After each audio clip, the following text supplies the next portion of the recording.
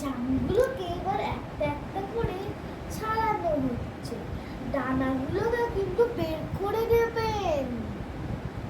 জামগুলোকে আলাদা করেছি আর দানাগুলোকে আলাদা করেছি। এবার আমি মিক্সিতে ঢেলে দিচ্ছি।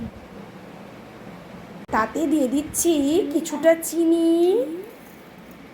এবার দিচ্ছি একটি লেবু, এবার দিচ্ছি এতে 1 চামচ নুন, জিরা দিয়ে দিলাম। এবারে বরফটা পুরো জমে গেছে, বরফ জল দেওয়া হচ্ছে।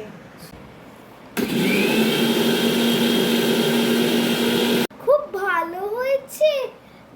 এইবার তৈরি হয়ে গেছে জামের জুস।